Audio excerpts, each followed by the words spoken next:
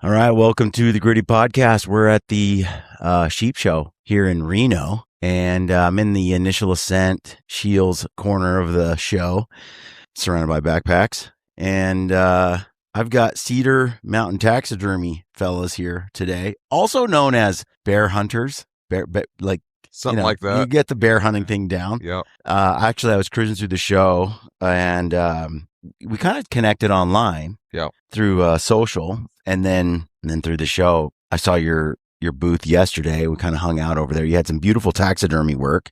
Thank you. And yeah, we're here a little bit before the show starts, and we're gonna hang out. I'm here with Donnie and Dalton, and it's Epperson. Yep. And it is Donnie Paul. You got two first names, kind of. Yeah, it's not my choice.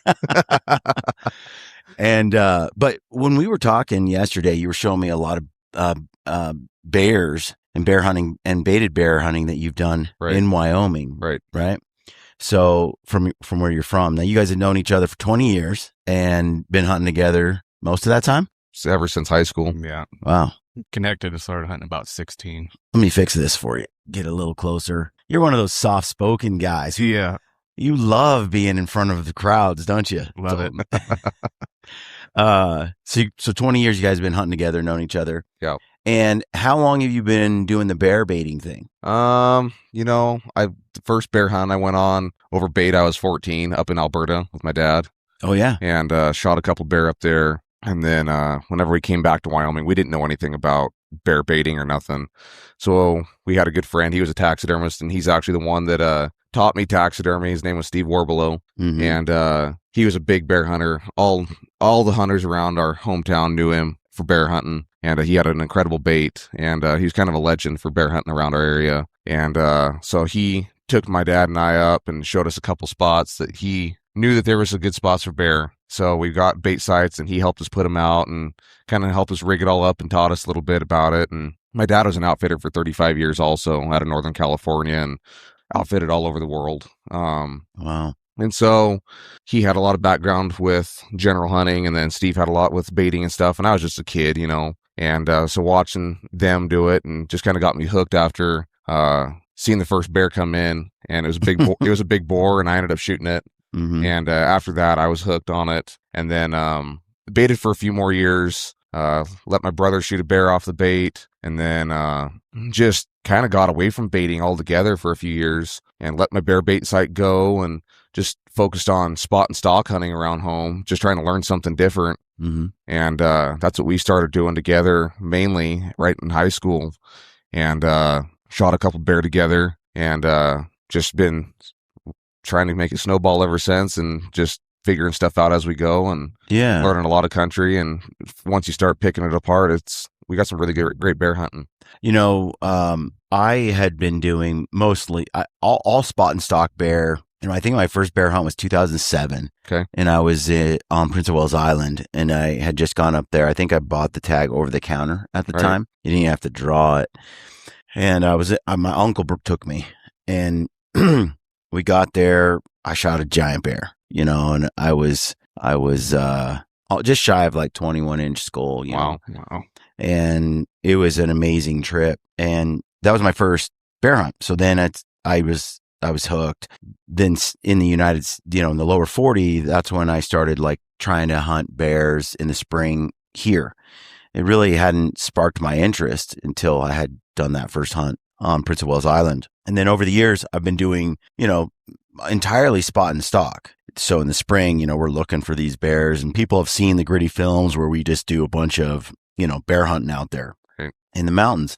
And I love it. And then 2 years ago, a friend invited me. I've been invited many times to go on a baited Alberta, black bear hunt. Oh. And I just turned my nose up at it because I was like, I don't want to hunt over bait. I have in my mind what it would be like. Right. And I was like, nah, it's not my thing. I decided though that I would film it, just for myself, just because that's what I do. Or maybe I would make it an educational thing, or,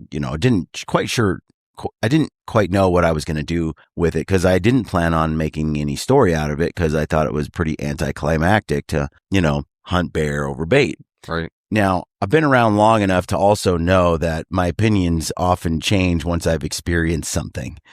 And so I was like, I was open to the possibility that maybe I was just a stuck up elitist around how to bear hunt, Yeah. what a real bear hunt is. And maybe there's something to this that's pretty cool. And yeah, doing it just the first day I was in stand and had all these giant bears came in and I was hooked. Yeah. So I knew the practical side of bear baiting in terms of trophy selection, getting a mature boar, making sure you're not shooting just any bear. When you're spotting stock, especially if it's thick country like the Oregon coast, or it's something like British Columbia, or it's a hunt like even in Alberta, you're just kind of moving along and boom, there's a bear. You're like, it just is there and then gone again. Right. And you're there to decide, is that one to take or not take? And you're making a very quick judgment. Right. You don't know if it's a sow. You don't know if it's a boar. There's a lot that is unknown. Yeah. When you're just spotting stock, especially if it's not open country. Open country, you can kind of get a good idea, look at a bear for a long time. But the thicker stuff, the flatter stuff, it's just a lot of sows and immature bears are going to get shot. Right. And that's just the reality of that type of. Sometimes, like on Prince of Wales, we did spot and stalk on logging roads at first before we kind of figured out other ways of using the ocean Right. and a little skiff and motor around, and you could get more open country because you got the whole shoreline, peninsulas and little pockets here and there, grassy flats and coves. Well, when I first started, it was on logging road, and you come around the corner and you might only see one bear the entire 7 to 10 days you're hunting. Right. That's just real. They're like wandering all over, but you may not get, they're not that dense, bears in general. So as a person who flew all the way to Prince of Wales Island and is there to just shoot a bear, a lot of guys are just going to shoot the bear they see. Otherwise, you don't get a bear. Right. And that's just the reality of some of that type of country. Yeah. And so baiting, I was very aware that baiting became an extremely useful tool for management. Because the thing about bears that a lot of people don't understand is how long it takes for a sow to be a viable breeding animal. And I think, how old does a sow need to be? Is it 3 or 4 years old? 3. 3 years old before she can be bred. Right. Then she's got her gestation. She has the cubs. And then those cubs are with her for 2 years. Grizzly or black? Let's say black. Black bear, 2 years. 2 years. Yeah. Grizzly can be longer, right? About the same? Believe it was shorter. Is it really? Sometimes. Yeah. Well, up where we're at though, there's so many grizzlies. Those boars are killing the cubs so quick. It's crazy up there. And the same is true in black bear country. Right. I mean, I went into an area. I mean, we hit some spots for 4 or 5 years, and we killed. I want to say we killed 3 to 5 mature boars in like a 30-mile radius, and every year for 4 or 5 years. Right. And I don't know if any other hunters were in there. I don't think so, but still, some of the bears we killed, that we got them aged. They were 12, 15, 18. Like they were old. Right.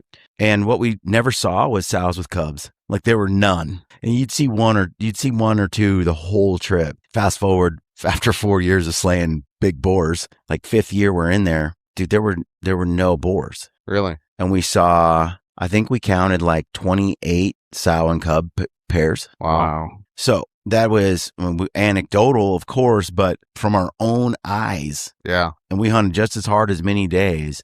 Once you remove some of those big old dominant boars that have been there 18 years, right, you see these cubs like survive. Start making room on the landscape. Yeah, and so now you have a whole booming like population of bears that were not there before. Right. I don't know exactly how that affects the ecosystem. Yeah. Because, before you had like 8 boars and they basically kept every other cub from growing up. Yeah. Yeah. Yeah. And people don't realize how cannibalistic and ruthless bears are toward cubs. Right. It's insane. They have no idea. No. And the truth is, like, it's not unlike a UFC fight. if you have a 130-pound guy or 180-pound guy, and he's going up 150-pound guy, that 30 pounds is huge. Oh, for sure. It's huge. And if you extend that weight even more, it's even if the smaller guy is skilled, its weight is massive. It plays in size plays a massive role. And what I saw was boars trapping. We've had documented it multiple times where a boar traps like a 2-year-old, 3-year-old bear, like a juvenile bear, but still big. Yeah. A medium-sized bear in a tree. And you're like, man, if they got into a fight, I would think that smaller bear could hold its own. Right. No, that's not true. It doesn't take much of a size difference, and the bigger bear will be able to kill the younger one. Yeah. If it doesn't have an escape route, if it has to fight, the bigger one is like It's just overpowered. Yeah, it's just like if I'm 190 pounds and I take on a 250-pound guy. Yeah. It's gonna be tough. Yeah. So what I've seen is it's not much of a weight differential, and the big boar wins. Right. And we've seen them trap these bears up in trees, and we've seen them eat these bears, kill them. So it's a serious thing. And it is. When you go out and you hunt bears, if you kill the big boar, you are improving the bear population in that way, because you're allowing more cubs to survive and come up. I don't know what happens as they kind of compete, and I think there's plenty of room on that landscape. Right. I think the big boars just hoard it. So once they're gone, you get a little bigger bear population. Right. But the other trick is sows. If it takes a bear 3 years a sow to be 3 years old before she can be bred, and then she has cubs for 2 years, right, that means she can be bred at 3 years, and then she can be bred at 5 years, and then 7, 8 years. And so she only has so many breeding cycles, and they're spread apart because it's not like a deer that gets pregnant every year. Yeah. The fecundity rate is low. Yeah. Hello, friends. The Western Hunt Expo is fast approaching, and for the 3rd year in a row, I'm hosting a gritty movie night. Come and hang out at a movie theater with me on February 12th, 2026 in the Salt Lake area, and watch a brand new, never-before-seen gritty movie on the big screen. We've got elk, we've got grizzlies, we have multiple films. It's going to be a night of fun with incredible prizes and giveaways. For tickets, go to staygritty.com and click the Gritty Movie Night link on the homepage. There you'll see we have more than $10,000 in prizes from Peaks Equipment, Initial Ascent Packs, Weatherby, Leupold Optics, and Prime Bows. And not only that, I promise these movies are going to be worth your time. It's going to be a fun night at the cinema. Go to staygritty.com and click the link to the Gritty Movie Night. Get your tickets. I hope to see you there. And so, I think that's where it's so... When I was going to Prince of Wales Island back in the day, they just gave away tags over the counter, and you could just motor out there and you could kill them in the spring or the fall. And what would happen is in the fall, they would need to get on the salmon runs. Right. And they'd have all these cubs and sows out there like feeding a whole bunch on these salmon runs and fish. And so hunters, all they had to do was just walk down to the river and shoot a bear. Right. Well, they were blasting. They didn't know the difference. I mean, you can have a giant sow. Yeah. You never hunt a black bear. It looks huge to you. Yep. So they were just laying down sow after sow after sow. I would think it was 50-50 roughly. Right. Actually, the boars were not on the rivers as much because they knew they were dangerous. And they could get away with not feeding on the river, where the sows had cubs and they had to put on that weight. And so the sows were more vulnerable because they needed the food source more. So they tended to overharvest sows. So then they made rules like you can't hunt the river except by boat. Right. So then guys would get a boat and just drive to the river and then walk up the river. But it was one method of making it kind of managing the take on the rivers.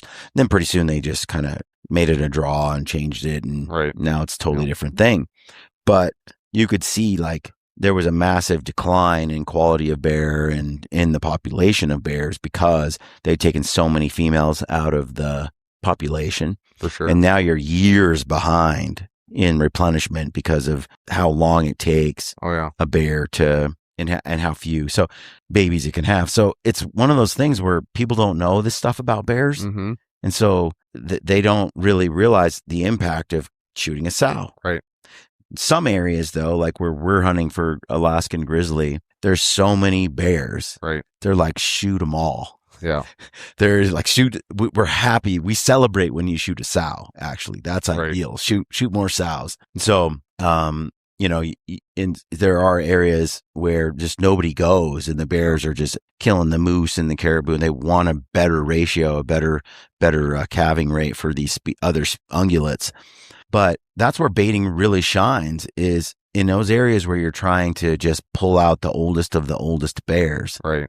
Baiting is the tool of choice. Yeah, for sure. And then once you have a great bait going, you know, you can be selective and let those sows grow up, let their cubs get through it, and so on. And you're just pulling out a few big bears, right, you know, every season. So when I got up in the tree stand for the first time and there was a black bear under a bait, I was mesmerized. Oh yeah. And then like 4 or 5 came in that day and so on. And I was archery, so it was like, right. It wasn't like it was a hard shot. It wasn't like it was a hard hunt. It's because for me, I'm like, hunting is an adventure. That's kind of what I'm looking for generally, is just an adventure. And I just looked at baiting as not adventurous, you know, and I would change my mind if I was doing the baiting, because there's a challenge in that. Oh yeah. Right? Like, oh, yeah. When you have to go and dump the bait, and you're choosing the type of bait, and you're learning, like there's a whole bunch of work involved, like you feel like you earn it. Whereas if I just paid a guy and I showed up and he's like, sit here, and then it just comes in and you shoot it, that feels like I didn't earn it really. You know, I bought it. But then when I did it, I was like, it's worth buying. For sure. It was so fun, dude. Oh, yeah.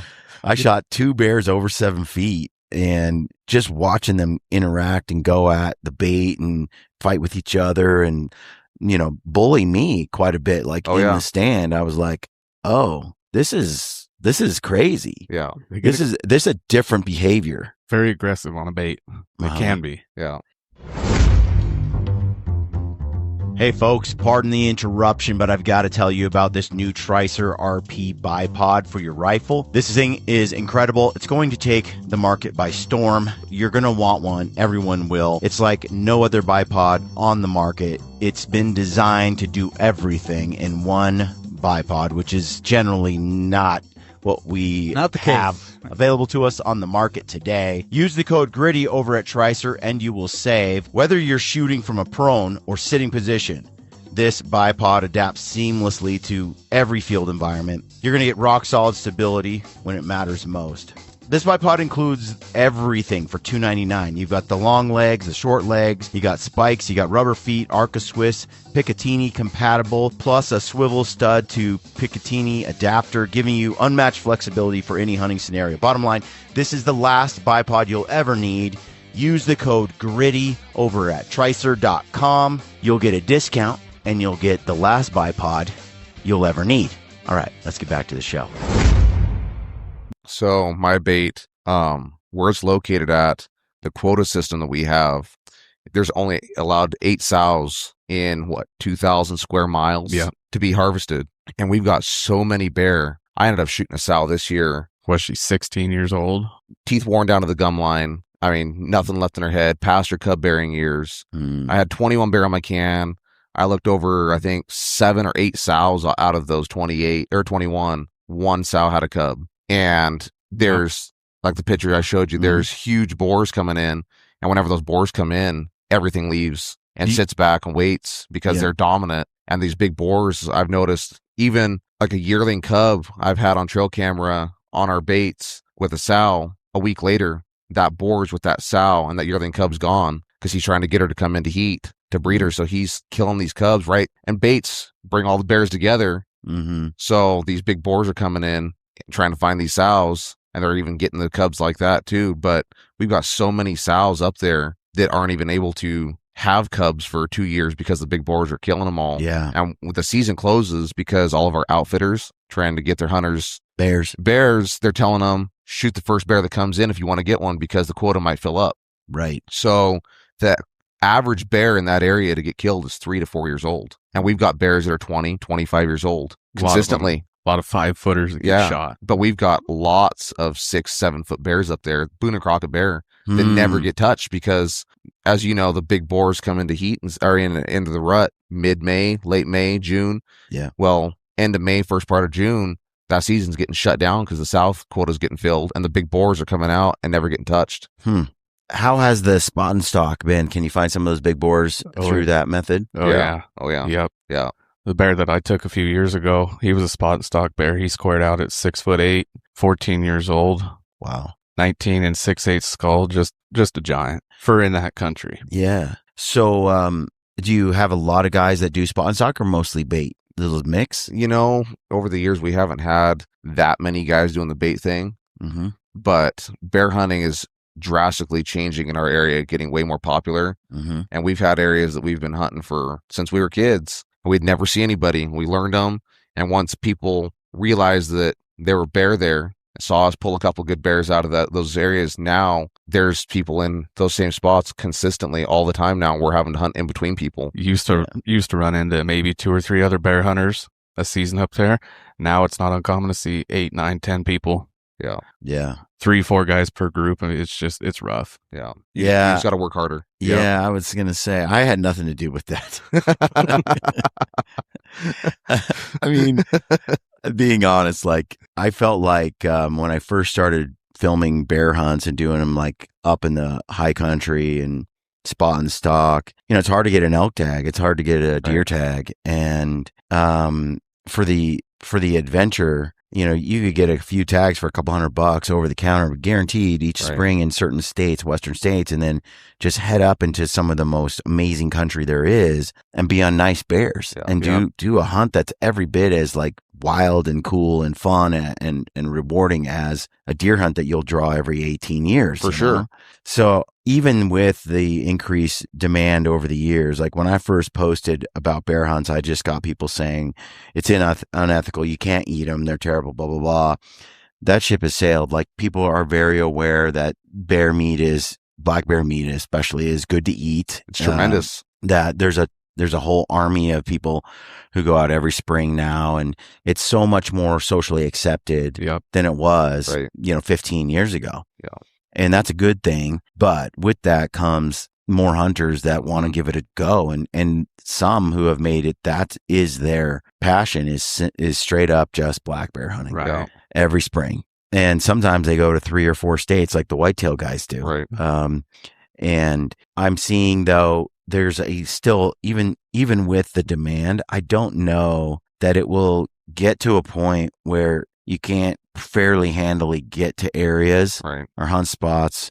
I just don't know if black bear hunting will ever reach a level of interest that could drive guys to do it out like much more than there is, because, and I could be wrong, but I look at areas like California. My friend Seth over at Black Bear Pursuit, he has like bears are coming out their ears in California. They are. There's giants. Yeah. And they get big old, they do it with their bows. They do it all different ways up there, spot and stock. And it's a mecca for bear hunting. And yet almost very few people ever do it there. Right. They go to like Montana, but, or they try to draw like in Nevada or Utah or something. It's like, you can just drive a little bit, get one over the counter and go, and you're in it. Right. So I don't know. I don't know. Like I feel you though, because some of the areas that used to be like our go-to, they're too close. It's too easy and too accessible. And now we'll see, when we saw nobody back there,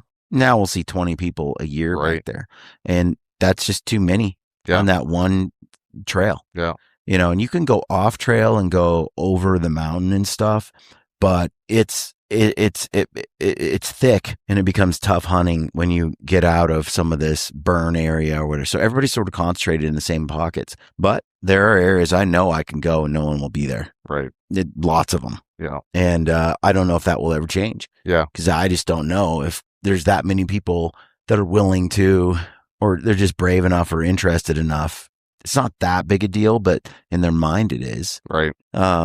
So, but baiting is a different thing. It seems like you could have a pretty good access to your bait site. You almost want to, because you're going to haul bait in. Right. It's not like you want to be We used llamas to do a bait site once, and I was like, screw that. Like, it was miles in to keep that bait alive. A lot of work. And it didn't really give me better results than a bait site that was fairly close to a road. So my bait site's actually only 250 yards from a road. Yeah. Yeah. And the bears, people will drive by on side-by-sides, and I'll be sitting there, and like last year, I had 9 bears on the can at one time fighting over the bait, and guys are running up and down the roads on the razors, and you could hear them coming from a mile away, and those bears will pick up their head, look up the hill, wait for it to go by.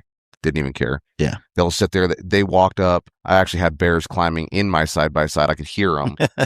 And walked up there and ran them off the side-by-side and walking 10 feet from me, coming up to the bait, tearing up my blind. Yeah. And everybody thinks you have to get rid of all your scent, wear rubber gloves and all that. I hang a t-shirt right next to the bait can. I get my scent all over everything. And they're so used to me. It's almost dangerous because they're so used to me. They'll walk right up to me and they don't even care. Yeah.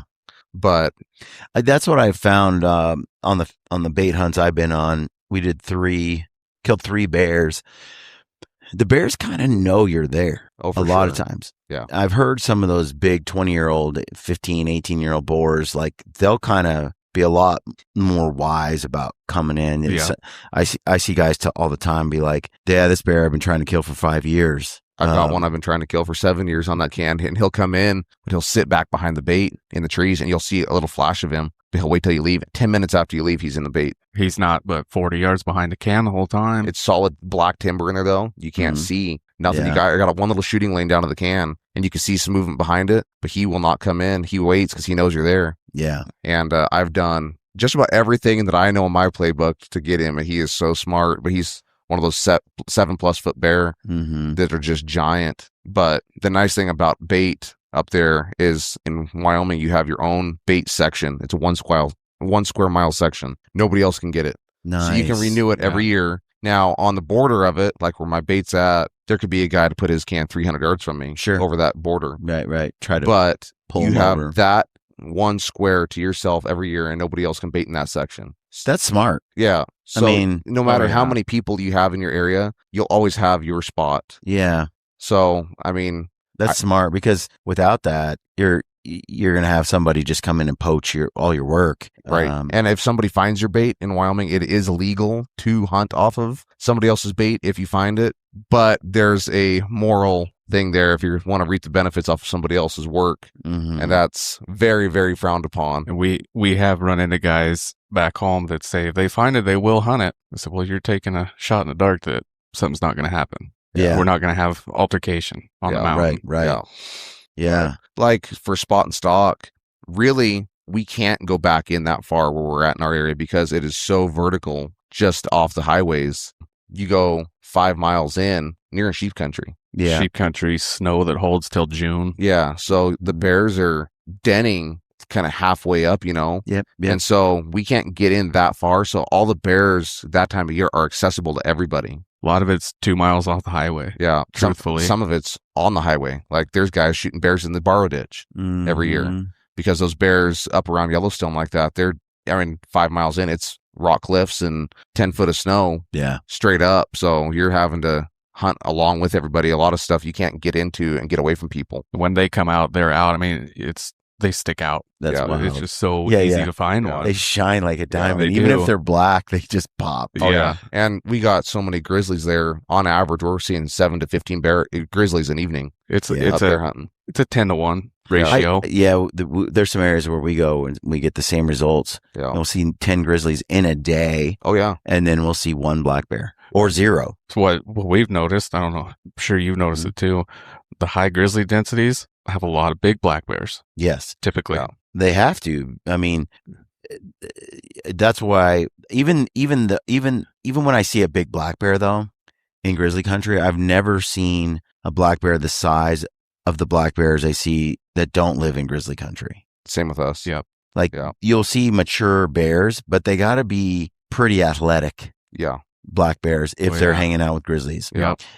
So I'll see a good, 6.5 foot black bear. Yeah. But that thing looks like a running back. Yeah. Versus the bears like on my bait, they're belly draggers. They're belly draggers. Yeah. They're like obese. Yeah.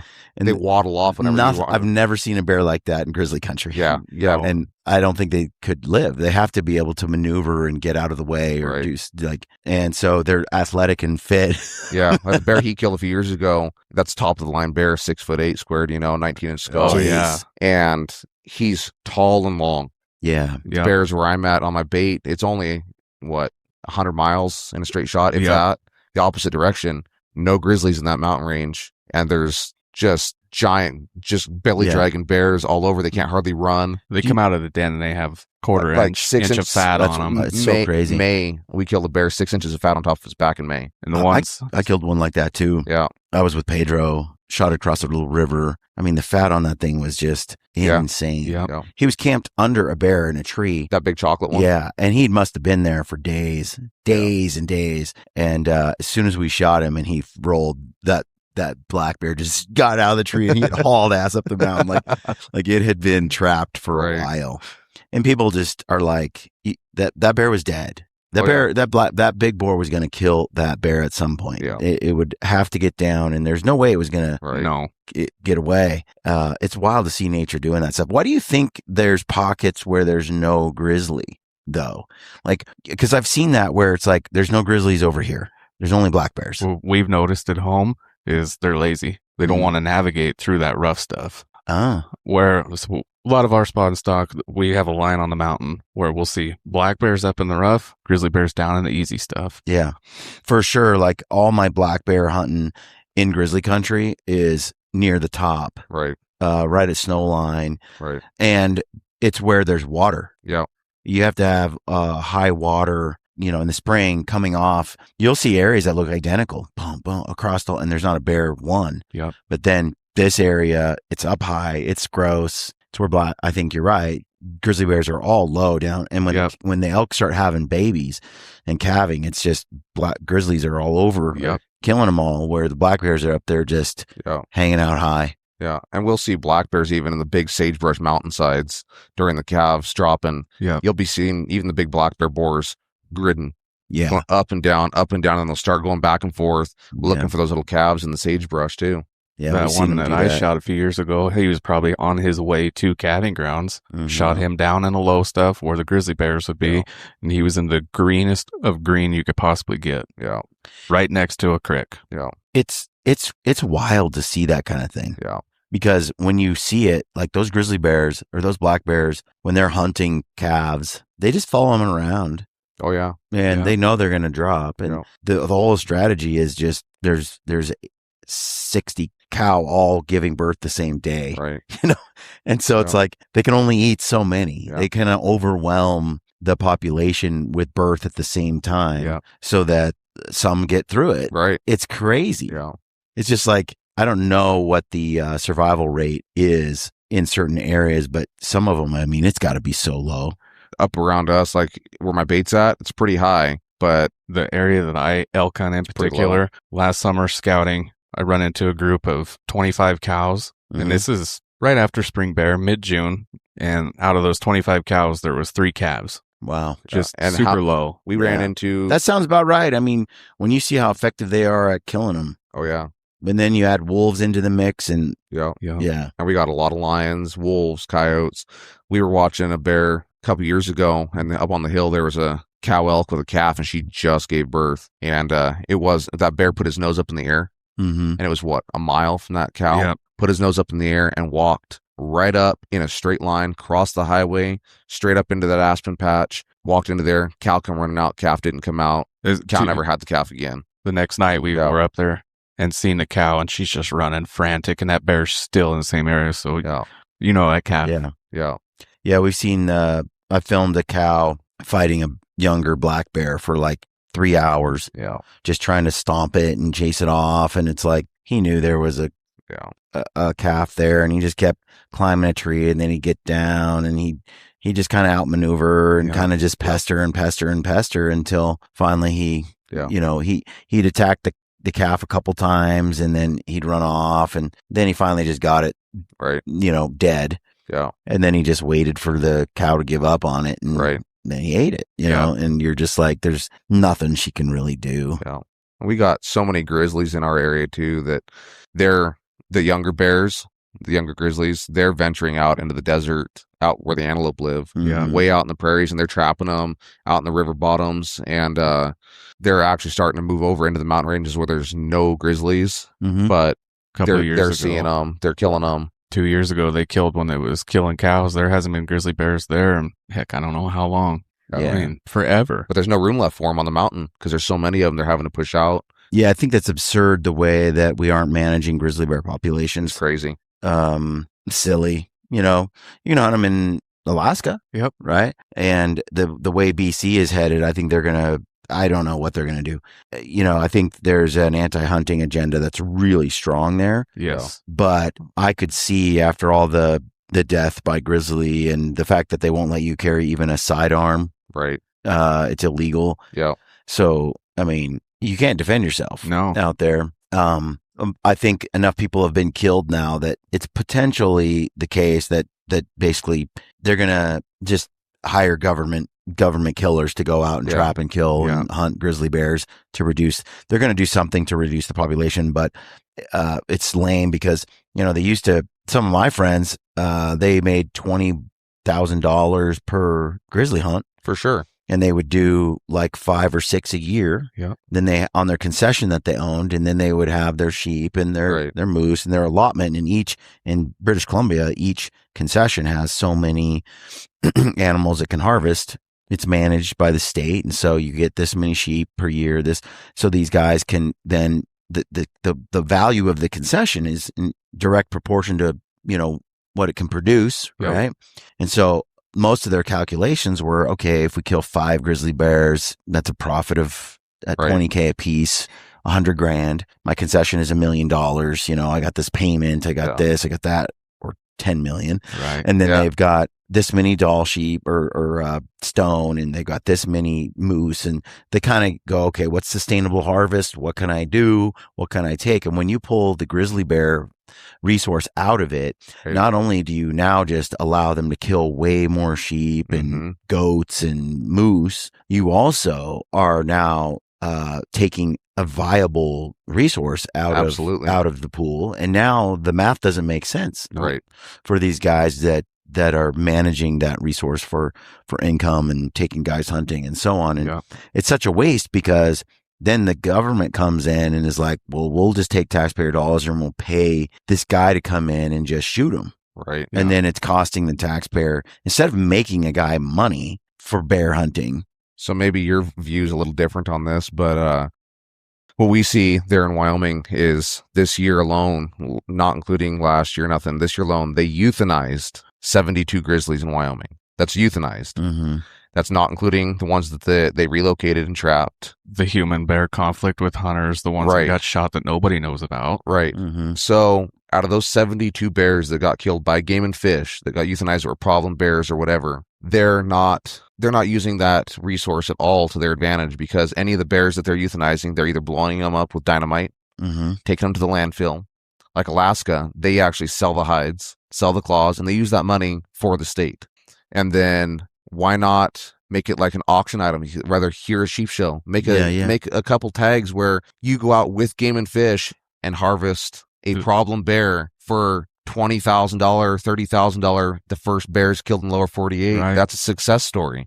Yeah, I mean, and it's making money and revenue for the states to be able to put back into wildlife. The truth is the sentimentality around banning hunting and so on. It's a highly wasteful, and nonsensical viewpoint. Yeah. Which unfortunately there's a whole contingent of American society that doesn't use their brain. Yeah. There's no logic behind it. It's all just emotion. Stop hunting. Hunting's bad. And it's just, there's no actual logic. Right. Logic would lend itself toward, let it be managed and let people who want to have the experience of hunting grizzly bear go out and have that experience and ethically and morally hunt a grizzly bear the same way they hunt a deer or an elk. Right. Harvest it, leverage it, use it as it makes sense, reduce the population as needed to increase the population of other animals on the landscape. Or grizzly bears as a whole. Kill those big boars, let the sows and cubs come out. Yeah, it's really, there's not much to say in defense of the other method of management, euthanizing all this. There's nothing, both economically, spiritually, socially, there's nothing about it, ecosystem wise, that makes sense to do it the way the anti-hunter wants it done. Yeah. There's just emotion. It's fairly ignorant. It is. That new movie I put out, We Both Kill, about wolf hunting. With each wolf film I put out, I want to tackle that subject because it's on the forefront of people's minds. Absolutely. Why are you hunting wolves? And I think it's important that we keep doing it and talking about it as much as we can, and also socializing people to the idea of it. Like, the truth is, a person who lives on a farm and kills a chicken and eats it and butchers a cow, they might love that cow. Right. But they know at some point that's food, and you can both care for an animal and then also kill it and eat it. Absolutely. That's just life. Yeah. But if you're completely detached from that process, you just buy it at the store. Right. It's like this delusional space where you're not socialized to where your food comes from. Right. No animals were harmed. Yeah. Go buy a turkey from you get the store. some kind of warped worldview on what's right or wrong.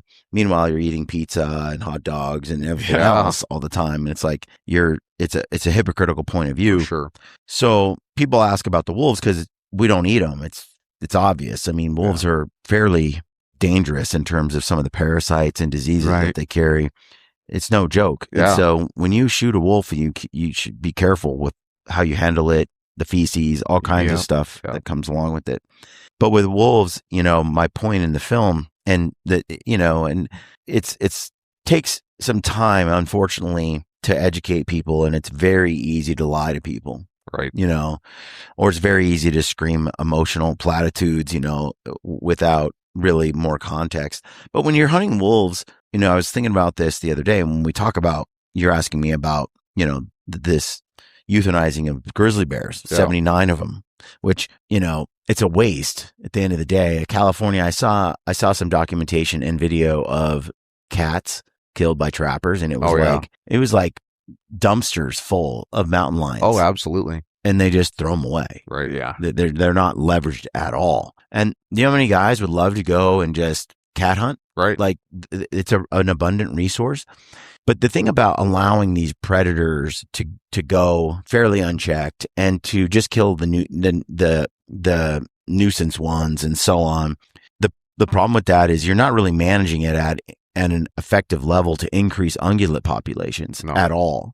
I think it's a travesty that it's wasted. Yeah. But I think more than that is the travesty that we're not maximizing the populations of ungulates on the landscape that we could. For sure. Yeah. And if you take like the Lolo herd in Idaho, it used to be 16,000 elk up there. And I was listening to a show the other day where it was a government, wildlife guy was saying they used to fly over this area and they'd see 52 to 85 moose in this one area. And it was like every time you flew, there was just moose, it's like packed into this region. And then he said, you fly over it today, there's zero. There's not one. Wow.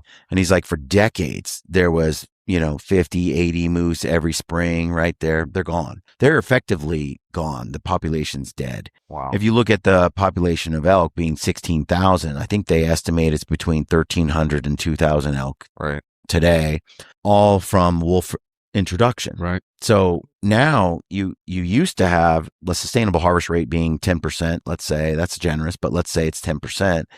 10% of 16,000, you're handing out, what is that, 1,600 tags. Yeah. So 1,600 tags used to be available to residents, non-residents for elk, and this is just one unit. Right. 1,600 tags, and now they hand out 150. I mean, the amount of hunting opportunity lost. Right. Yeah. For hunters to harvest elk or moose is staggering. Yeah. And if you multiply that, not every area, there's certain terrain allows elk to escape right more readily than other terrain. Yeah. Right. So, you some herds are not affected by that dramatic decrease in population because the terrain and the refuge is more suitable to survive against wolves. But the truth is, there's really not some of those other units. Elk can actually go somewhere. Yeah. Where they get away from wolves, and wolves have a hard time like just picking up and going over there. Yep. You don't have that anymore in these certain areas. They're trapped. There's a highway, there's civilization, so they're like trapped in this little pocket, and they can't evade the wolves. They can't go anywhere. Right. And that terrain lends itself as a kill box to just wipe them out. Oh yeah. So it's like, all right, how many elk do we want to feed to grizzlies and to wolves each year? And that's just a question that's a management of resources. Right. And I was doing some math the other day, and based on some of the numbers, and these are just like loose numbers, but if you look at the elk that were available a long time ago and then what's available now, where wolves have moved in, they've decimated the numbers substantially. Absolutely. So now that those numbers are, a tenth of what they were, when you multiply that loss across multiple states and unit, and then the trend and where it's headed, and the same thing in Wyoming and Montana with grizzly bears being completely unmanaged for the most part. Yeah. Oh yeah. You end up with an ungulate population that's just enough to keep the predator population alive. Absolutely. There's nothing left for human harvest. Yeah. It's just not. No. Whereas if you were to decrease the predator population by 90%, yeah, you'd have this restoration of resource. Right. And when you look at the loss, like before wolves were here and when there were fewer grizzlies, you can go back and look at the tag numbers and the herd numbers, right, drastically higher. And we would manage those herd numbers, right, with killing 2,000 elk, yep, in a season, in a certain area. Now you kill 100. Where does the other 1,900 elk that are gone? What are we doing now instead? Right. Where is that population being? So if you want to replace, I was going, okay, blah, blah, blah. I think some of they say there's like 500 million pounds or something of whitetail meat, harvested each year. But out west, I think it's something like between moose, elk, and deer, it's like 200 million pounds of meat in the past. I don't know what current is, but let's just put a number out there for argument's sake. Let's say it's 200 million, and you reduce that, 80%. Yeah. Where do you put that? Let's say, you've lost 180 million pounds of meat. Right. It's something like 375,000 head of cattle you need to replace it. Right. Wow. So what are we doing? Where are we getting that meat instead? Because it has to come from somewhere. Right. And to have that much cattle, you need to have a spot, I think the size that's 1/5, 20%, 1/5 the size of Utah. Right. But it has to be like prime grassland, water, and all. Well, that's where a lot of our animals live. Yeah. And you can't just have 1/5 of Utah. Right. You can't just have 1/5 of Montana. Like that stuff's taken. Right. So it's like what sometimes I just wish the wolf, grizzly bear, lover, anti-hunter would just come up with a solution that's viable to replace or just acknowledge the cost of their decision. Right. Because if you come up to some uneducated person, you're like, should we hunt wolves? Do you think it's right? And there's just an instinct to say no. Right. I mean, I think wolves are fine. Why do we have to kill them? You're not going to eat it. It's a simplistic, high-level view that ignores the cost. Yeah. But if you said, hey, we're going to not hunt wolves, but there will be no more elk in this region, there's no more moose over here. This population will be severely low. And we got to put up 100 cattle ranches that take up parts of Yellowstone, right, the Frank, the Bob, right, like wilderness areas and this and that. Now, do you want to keep wolves and just not hunt them? Right. And most reasonable people will be like, no, we better manage them. Right. That's not a cost I want to pay. Right. But it's like they are not aware of the reality of their decision. Very uneducated in that sense, too. In that film, when I said we both kill, I was trying to explain that we both compete for those elk and those moose, human beings and wolves. Right. Trying to share the resource. And it's a shared resource. Yes. And we need to really decide how much do we want to give. Like take the Lolo herd, for example. Do we want them to deplete the herd that's 16,000 down to less than 2,000? Right. And then as we allow the wolves to go unchecked, now we take 100 elk a year? Right. And then the whole time those wolves are working their ass off to stay alive. So they're continually knocking down as hunters go out and kill a bunch. That takes them away from the wolves. And now the wolves are going to dip into that 1,000 herd that's left, and it just keeps getting hammered over and over again.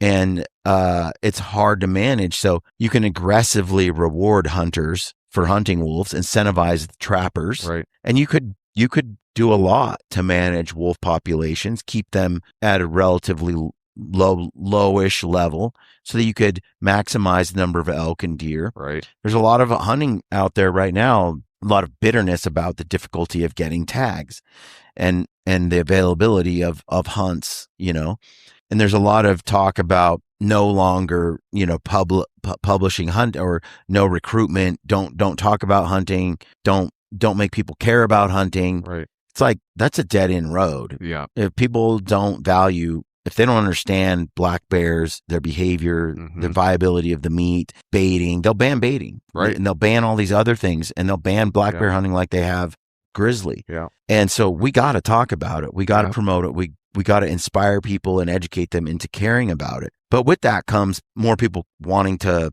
hunt. Right. And that reduces, like you guys said, there's a bunch of guys that are out there black bear hunting now. Right. You used to run into none. Now you run into a bunch. Right. Yeah. It's like, now I got to go further in and I got to go to other places to have a good hunt. Yeah. Well, that's the cost of having people care about it. Yeah. Yeah.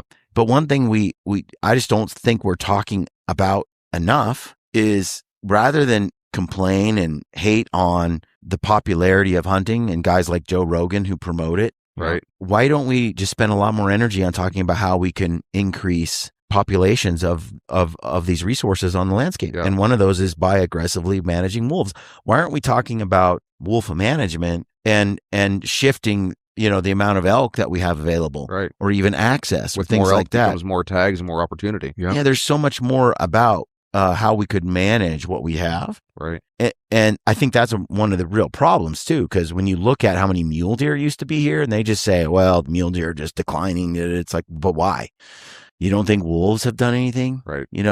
And, I think people are becoming educated, because the wolf issue, much like the grizzly, it's just coming home to roost. Yeah. It's undeniable now when you look at the number of elk that have been decimated in certain regions. Right. It's like, okay, now what are we going to do? Like, we've exhausted our resources. I mean, we've depleted them, I guess, to such a degree.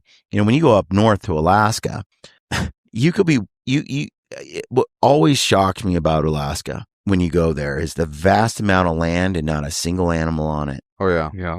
Yeah. Like, you go for miles, float a river, like, where's a freaking moose? Yeah. Where's a single elk? Yep. That density, I'm sure winters have a role, but dude, it's because that predator population has so out of whack. Well, I think it's natural, right? If it's reached that equilibrium, Right. but do we want that equilibrium? You know what I mean? Like, there's a real world demand for protein, for meat, for humans.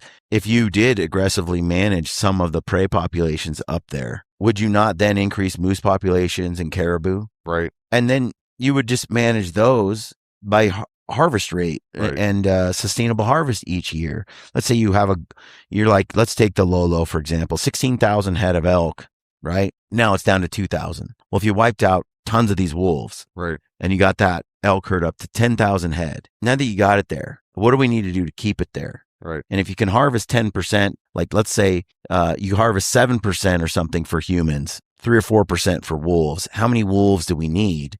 And what's that population, so that we can kind of keep that 10,000 always there? Right. It's like your retirement investment. You got $5 million in a mutual fund, and you're like, you know what? I'm just going to live on 5% interest every year. And you never deplete the nest egg. Right. You're just pulling off the interest. Yep. If you have your animal population out there and you're like, okay, this is our harvest rate. Every year we know humans can kill this many and wolves will kill this many. and we'll keep our population at 10,000, which we believe is the sustainable, like what this landscape can hold and effectively, you know, and the truth is when you run it like that, it's completely sustainable. The problem is identifying how many wolves, you know, you can figure out how many wolves eat how much per year. Oh, yeah. And it's like, well, that's the now census, like figuring out how many wolves are on the landscape, that's a challenge. Oh, yeah. Oh, yeah. But you can aggressively trap and hunt wolves and do your best. Even then, though, it's a serious cost. It is. It's going to be a serious cost to try to keep wolves in check. Yeah. And that's just a new reality. Right. If you decide you want to keep wolves at a certain population, you're going to need some advanced technology, and you're going to need to like employ some serious efforts, because wolves are smart. They figure it out. Yeah. They know how to live and survive. And, you know, in areas like Canada, they can just get in an airplane and they can just fly over them. They got nowhere to go on the tundra, and they can just kill an entire 5 packs. Right. You're not doing that in Wyoming where you are. Right. You can kill some from above, but not many. But then again, it's like there's a cost to that management and that process. But so I just am like, you know, I think that people have been asleep, hunters have been asleep to, or maybe not, just we got steamrolled. Yeah. But the impact of wolves on the landscape is absolutely staggering. It is. Yep. Yeah, absolutely it is. And grizzly bears, they're just efficient killers of. People don't realize how efficient a grizzly is. It's not a soft, cuddly little teddy bear that everybody thinks it is. They are killing machines. Well, and the other thing they do is the wolves will kill, and the grizzly will just take it. Yeah. Which They then go makes kill the something wolf else. have to kill something else. Yeah. And a mountain lion will kill, and then the wolves will take it. Right. And it's like, okay, the mountain lion, arguably the most efficient killer, will have to go out and kill another thing. Yeah. And it's like, it's a problem. It And is. so I think there needs to be more focus. You know, there's a lot of, I think, myths out there that we were told that it doesn't, people believe anything, but that hunting and killing all these wolves doesn't actually reduce elk or help elk populations or moose populations, or that there's just an equilibrium. They don't have that much impact. You're crazy. It's like, you must have. What data shows that? There's none. None. I mean, there is like, in American Serengeti, there was a talk about, is it effective to hunt coyotes? You know, coyotes, does aggressively hunting coyotes actually reduce coyote populations? And it does appear that they're sort of like the Hydra. Dogs repopulate constantly. But coyotes are like, you cut the head off the Hydra and it grows 4 back. Right. Yep. Coyotes tend to, the more you kill them, the more they produce. Yeah. You know, coyotes have a call. They'll bark, they'll call, they'll kind of hear what's around them. And if there's not a lot of response, then their hormones shift and they have a litter of 10, 12, whatever it is. Yeah. And so as soon as, or they'll have 2 if there's a lot of coyotes. So they have a genetic ability to eat. They also run in packs or not in packs. Like they're either way. Wolves are not like that. So it is true. Like you could do a coyote derby and you kill hundreds of coyotes. Yeah. You might have twice as many coyotes almost right away. Yeah. Because they just have more babies than you can keep up with. Their genetics just go, oh, you killed 50 of us. Well, us 5 females will now produce 12 in a litter instead of 2. So they almost are unkillable. And that's why when we poisoned wolves and killed them all across the West, we were able to do that, but we're not able to do that with coyotes. No. Coyotes they're like a roach. You can't get rid of them. Right. So I can see where, like, okay, maybe not hunting coyotes will leave you with fewer coyotes, a more basic coyote population. Yeah. But wolves are not coyotes, and neither are grizzly bears. No. Like, to equate the two is nonsense. And I see people kind of go like, oh, it won't matter that much if you kill a whole bunch of wolves, you know, you'll have these problems and disease. It's like, it's not true. No. If we've done it before. We've done it where we massively regulated, killed wolves and wiped them out. And we saw the vast increase of elk and deer and moose populations. Yeah. And we lived through that in those 60s, 70s, 80s eras, early 90s. And now that's gone. That's gone. And we see what it's like with aggressive wolves taking over the landscape. Right. So we can manage it. We have to decide. And again, you can look at it and go, dang, man, now that we have wolves like they are eating us out of house and home, to get rid of them at this point is a serious endeavor. It really is. And so it's like, okay, we need to kill this many wolves. And so but it's going to cost some money. Right. But you can incentivize hunters like Foundation for Wildlife Management, where you go out, you kill a bunch of wolves, you get paid. You get trappers. It's bounty. Yeah, you get so, and right there, that's hunters coming together, effectively trying to manage wolves. And I can only imagine what some of these areas would be like if they weren't here. They saw this early and they acted on it early. And the Foundation for Wildlife Management, they have done a great job of like saving a lot of these elk and deer herds that were just going to be destroyed. Oh, yeah. So I think, though, it needs to be even more than that. And there needs to be, management and funding and dollars spent on the aggressive management. And we need to be, it's just too bad we aren't grizzly hunting. It is. I've been in some area and I went in there and I think they said we were doing some research. The last research had been on grizzly bears in the area was like 2012. And in like 2023, they were like, there's only 800 grizzlies that live in this region. In one drainage. And then I look at it and I'm like, when was this study? And it's like 2012, and still today they're saying it hasn't changed. The number's still tiny. And they keep saying there's no grizzlies in this region and there's this small population. And it's like, I go out there and I count 12 a day. You're full of crap. How many grizzly sightings did we have last spring? Yeah, last spring we did a handwritten tally of black bears, grizzly bears. Mm-hmm. We had 137 grizzly bear sightings in 27 days of hunting, whether that's hunting after work, on the weekends, whatever. And 22 black bear sightings. Yeah. That's the thing is there is no actual count. No. And knowledge of how many are out there. They have no idea. No. And even Game and Fish there in Wyoming say, we don't have any way to know how many bears are exactly there because of the dense timber. Whatever. But you can at least get this many plus whatever else is there. I wish they would just listen to the guys that are spending the time in the field. Yeah. Twice as much as they do. Yeah. Well, you can even without having actual numbers, you can see the decline in hunter availability because the herds are so low compared to what they were. You hear about like these legendary days, and those days are gone of great hunting. And in 25 years, what's going to be left for our kids? Yeah. And so I think there has to be like, a real wake up and decision. Okay, I'm going to go after these bears now. These wolves, and I think where the public is getting more educated on it and more used to it, I think wolf hunting is a lot more acceptable as more and more videos come out, and you see it kind of on YouTube, and you see it everywhere being talked about slowly but surely, much like black bears. I think the wolf hunting thing is gonna connect over time, and hopefully a grizzly bear too. Like people get more and more aware of the need to do it. But I don't know that it's poorly managed in my opinion, because you could have so many more elk and deer. Absolutely. Yes. And I don't know how much it costs to go in and say we're going to reduce wolves by 1,000 in this area in the next 2 years. It honestly wouldn't cost that much if you just let the hunters do it. Well, hunters don't kill wolves. I mean, it's trappers. Yeah. And I think there's only so many good trappers. I think you have to, and it's not worth the effort. How many wolves, if some of the wolves, like in Idaho, I think there's sometimes 500-600 wolves taken by trapping, and there's like 50 with a rifle. Yeah. It's a way lopsided equation. Yeah. But those trappers, like it's like 3 of them account for 100 wolves each. Like there's some capable ones and the ones that do it. But at what point, like you might have to just start giving them a lot more money than you do today to get those numbers to a better place.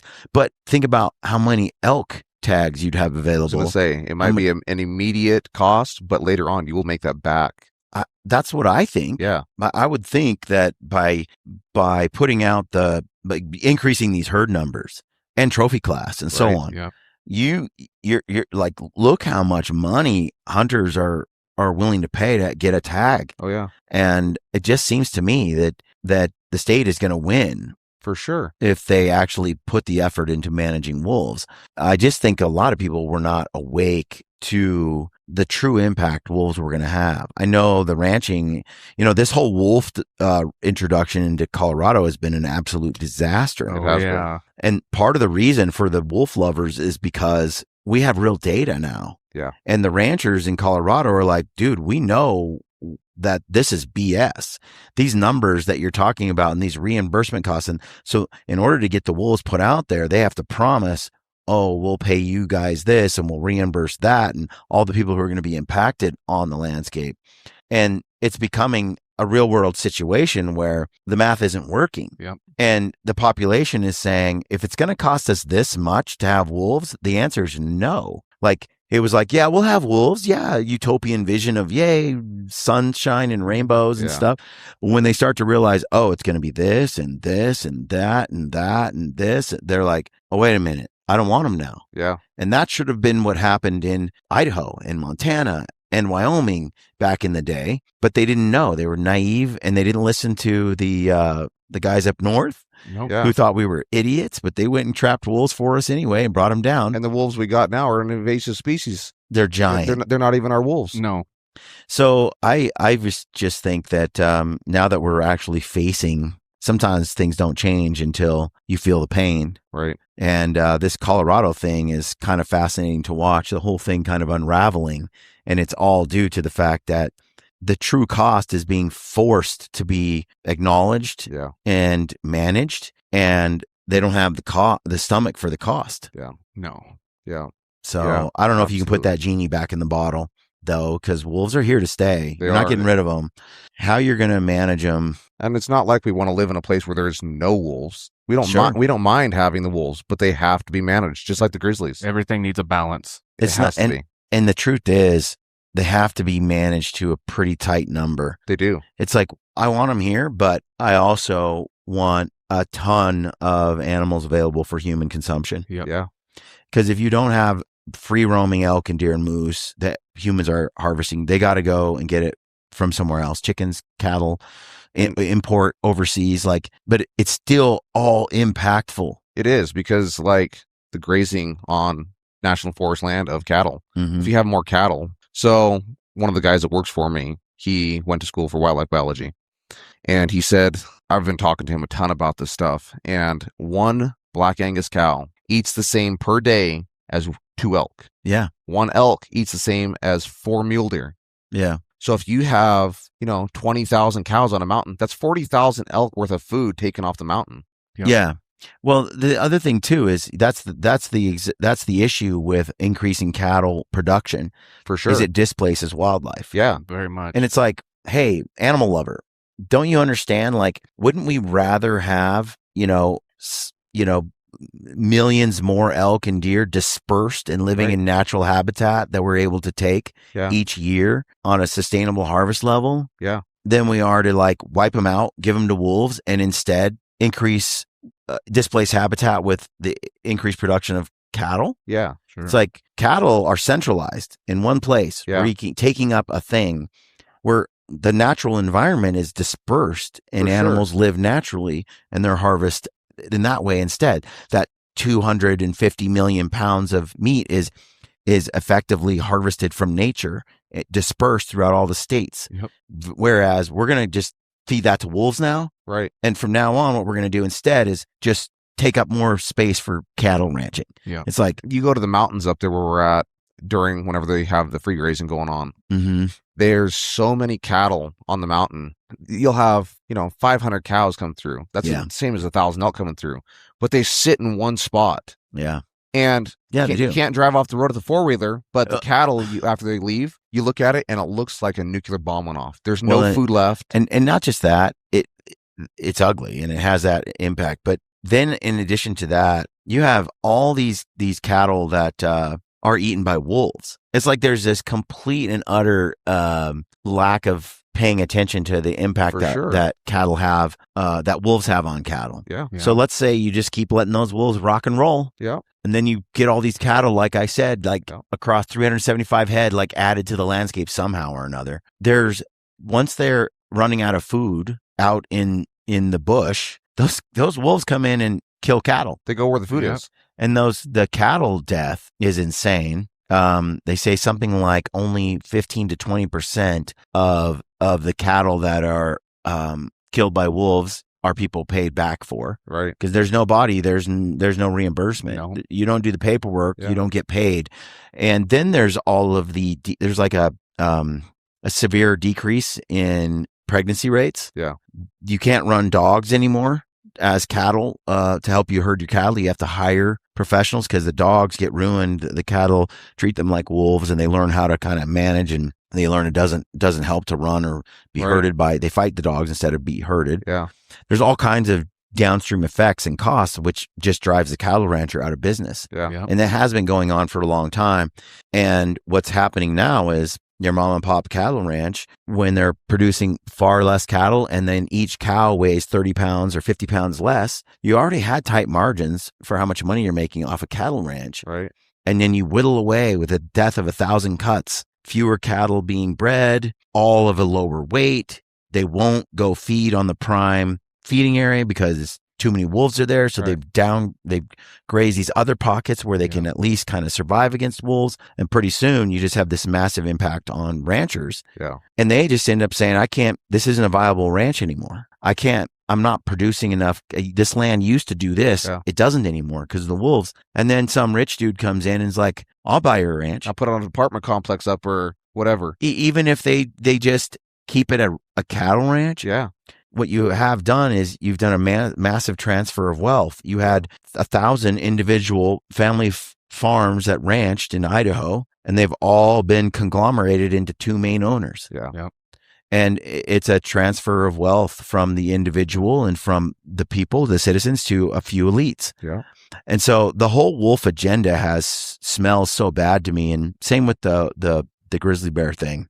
I do feel like, though, it's reaching a pendulum swing where it's about to change and is shifting because the real world impact of it is coming home. It's to real. roost. It's being very, very relevant now. Yeah. Well, fellas, the show's getting ready to start, so you got to roll. But Sounds good. Tell folks a little bit about Cedar Mountain Taxidermy real quick. We started this business back in 2021. It's just my wife and I that own it. We got, as of right now, we have 2 employees, which is a small mom and pop shop. Mm-hmm. Everything we do, though, super high quality custom work. We compete at super high levels with our customer work.